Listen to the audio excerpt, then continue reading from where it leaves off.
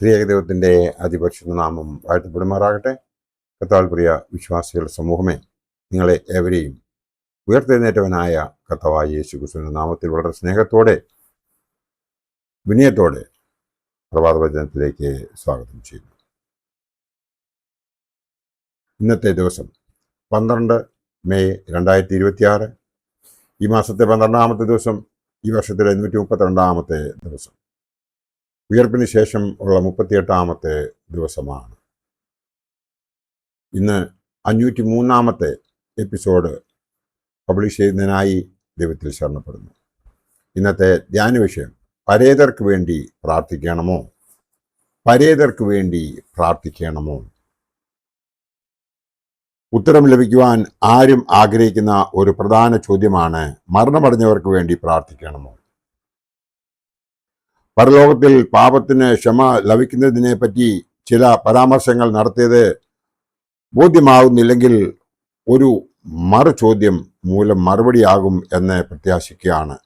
മരണമടഞ്ഞവർക്ക് വേണ്ടി പ്രാർത്ഥിക്കരുതെന്ന് ഖണ്ഡിതമായി ബൈബിളിൽ എവിടെയെങ്കിലും പറഞ്ഞിട്ടുണ്ടോ? എളിയ അന്വേഷണത്തിൽ ഇങ്ങനെ ഒരു നിരോധനം നടത്തിയിരിക്കുന്ന ഒരു വചനഭാഗവും കാണുന്നില്ല. ഈ വിഷയ സംബന്ധമായി ബൈബിളിൽ വെളിപ്പെടുത്തിയിട്ടുള്ള കാര്യങ്ങൾ മാത്രം തെളിവായി നമുക്ക് സ്വീകരിക്കാം. ഈ സത്യത്തെ അംശമായി വീക്ഷിക്കാതെ, എഴുതിയ ദൈവവചനത്തിനപ്പുറം ബുദ്ധിമാന്മാരെന്ന് ഭാവിക്കാതെ ആദരവോടെ വേദഭാഗങ്ങൾ വായിച്ച് നിഗമനത്തിൽ എത്തേണ്ടതാണ്. ഗ്രീക്കിൽ സഭയ്ക്ക് എക്ലീസിയ എന്ന പദമാണ് ഉപയോഗിച്ചിരിക്കുന്നത്. സ്വർഗസ്വപിതാവിന്റെ കുടുംബത്തിലെ അംഗങ്ങൾ ആകുന്നതിനെ ഈ ലോകത്തിൽ നിന്നും വിളിച്ചു ചേർത്തിരിക്കുന്നവരെ സൂചിപ്പിക്കുന്നു. സ്വർഗസ്വനായ പിതാവ് ഒരു കുടുംബത്തെയാണ് കാണുവാൻ ആഗ്രഹിക്കുന്നത്. സൃഷ്ടിയെ അടക്കി വാഴുന്നതും തൻ്റെ സദൃശ്യത്തിലുള്ള പുത്രന്മാരും പുത്രിമാരും ഉൾക്കൊള്ളുന്നതുമായ കുടുംബമാണ് പിതാവാം ദൈവം ആഗ്രഹിക്കുന്നത്. ഈ കുടുംബത്തെ കർത്താവായ യേശു ക്രിസ്തു ജീവനുള്ള വചനം മൂലം നമുക്ക് നൽകി. ഇതിന് രൂപം നൽകുന്നതിന് ദൈവം ഉദ്ദേശിച്ച മാർഗം അപ്പോസ്തലന്മാർക്ക് വെളിപ്പെടുത്തി കിട്ടി. ഈ വിസ്മയകരമായ മാർഗം എഫേസോസിലെ സഭയ്ക്കുള്ള ലേഖനത്തിൽ പൗലോസ് അപ്പോസ്തലൻ ആവിഷ്കരിച്ചിട്ടുണ്ട്. ലോക സ്ഥാപനത്തിന് മുമ്പേ തന്നെ അവൻ നമ്മെ തിരഞ്ഞെടുത്തത് അവനിൽ തന്നെ അവൻ്റെ മക്കളാക്കുന്നതിനായിട്ടാണ്. സ്വർഗത്തിലും ഭൂമിയിലും ഉള്ള എല്ലാറ്റിനെയും കാലതികവിങ്കൽ യോജിപ്പിക്കുന്നതിനായിട്ടുള്ള പദ്ധതിയായിരുന്നു അത്. ഇത് നിവർത്തി ആക്കുന്നതിന് ക്രിസ്തുവിനെ സഭയുടെ തലയായി വെച്ച് സർവവും അവൻ്റെ കാൽ കീഴാക്കി എല്ലാറ്റിനെയും എല്ലാം നിറയ്ക്കുന്നവൻ്റെ നിറവായിരിക്കുന്ന അവൻ്റെ ശരീരം സഭയ്ക്ക് കൊടുത്തു. ആ ശരീരത്തിൽ യഹൂദന്മാരെയും വിജാതികളെയും നന്നാക്കി ദൈവത്തിൻ്റെ ഭവനക്കാരാക്കി പിതാവിൻ്റെ ഭവനത്തിലേക്ക് പ്രവേശനം ഉണ്ടാക്കി തന്നു എന്ന് എഫേസ്യർക്ക് എഴുതിയ ലേഖനം 1-ാം അധ്യായം 5-ാം വാക്യത്തിലും 10, 12, 23 എന്നിലും നമുക്ക് കാണുവാൻ സാധിക്കും. 2-ാം അധ്യായം 14 മുതൽ 16 വരെയും 18-ാം വാക്യത്തിലും നമുക്ക് അത് കാണുവാൻ സാധിക്കും. കർത്താവായ യേശു ക്രിസ്തു സഭയുടെ തലയാകുന്നു എന്നത് ആർക്കും തർക്കിക്കുവാൻ സാധ്യമല്ല. സഭയും കർത്താവും തമ്മിലുള്ള ബന്ധത്തെ പറ്റി ബൈബിളിൽ പല ഭാഗങ്ങളിലായി സാംശീകരിക്കപ്പെട്ടിരിക്കുന്നു. 3 പ്രധാന ഭാഗങ്ങൾ ആണ് ഇവിടെ എനിക്ക് എടുത്തു പറയുവാനുള്ളത്. അത് വേദപുസ്തകം തുറന്ന് വായിച്ച് മനസ്സിലാക്കുക. എഫേസ്യർ 1-ാം അധ്യായം 20 മുതൽ 23 വരെയും കൊലോസിയർ 1-ന്റെ 24-ാം വാക്യവും 1 കൊരിന്ത്യർ 12 മുതൽ 27 വരെയും വായിക്കുമ്പോൾ നമുക്ക് അത് കൃത്യമാകും.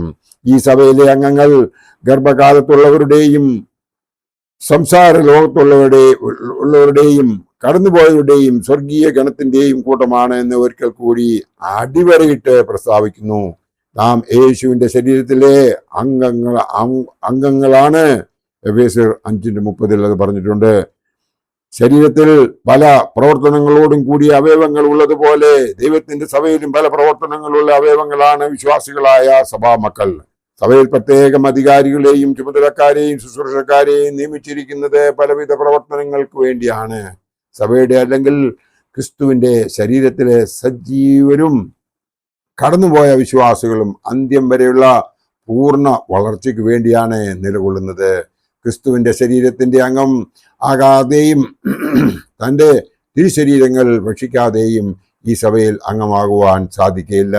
വിശ്വാസികളായി ദൈവത്തിൽ ശരണപ്പെട്ട് കടന്നുപോയവരും ജീവനുള്ള അംഗങ്ങൾ എന്ന നിലയിൽ ബന്ധിതരാണ്. എന്തെന്നാൽ ശരീരാവയവങ്ങൾ ബന്ധിക്കപ്പെട്ടിരിക്കുന്നു.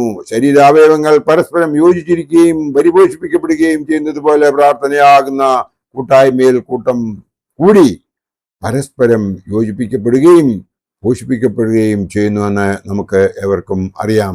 എഫേസ്യർ 5:22-23 വരെ വാക്യങ്ങൾ ക്രിസ്തീയ കുടുംബത്തെ പറ്റി പരാമർശിക്കുന്നു.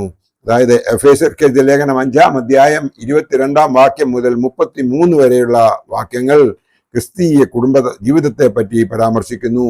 ഒരു ഭാഗത്ത് പറയുന്നത് നാം ക്രിസ്തുവിന്റെ ശരീരത്തിന്റെ അവയവങ്ങൾ അല്ലയോ എന്നും ഭാര്യയും ഭർത്താവും ഒരു ശരീരമായി തീരുന്നു അതുപോലെ ക്രിസ്തുവും സഭയും ഒരു ശരീരമായിരിക്കുമെന്ന മർമ്മം പൗലോസ് അപ്പോസ്തലൻ കാണിച്ചു തരികയാണ് ചെയ്യുന്നത്. പ്രത്യാശയില്ലാതെ മരണകരമായ പാപത്തിൽ മരിക്കുന്നവർക്ക് വേണ്ടി പ്രാർത്ഥിക്കുവാൻ സഭ പഠിപ്പിക്കുന്നില്ല. ഏത് പാപിക്കും വേണ്ടി നമുക്ക് പ്രാർത്ഥിക്കാം. ഒരുത്തൻ മരണകരമോ അല്ലാതെയോ ആയ പാപം ചെയ്തു എന്ന് വിധിക്കുവാൻ നമുക്ക് സാധിക്കുകയില്ല. നാം പ്രാർത്ഥിക്കുമ്പോൾ ഏത് പാപിയായ മനുഷ്യനും അനുതാപം വന്നെങ്കിൽ ആ പ്രാർത്ഥന അവനെ ഗുണം ചെയ്യും. അനുദപിച്ചില്ല എങ്കിൽ ആ പ്രാർത്ഥന നമ്മിലേക്ക് മടങ്ങി വരും.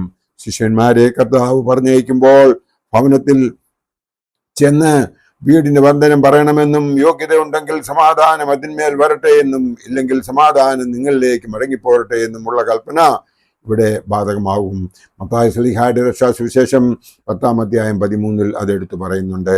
പ്രാർത്ഥന ദൈവം സ്വീകരിക്കുമെന്നോ മടങ്ങി വരുമെന്നോ ഉള്ള മുൻവിധി അല്ല നമുക്ക് വേണ്ടത്.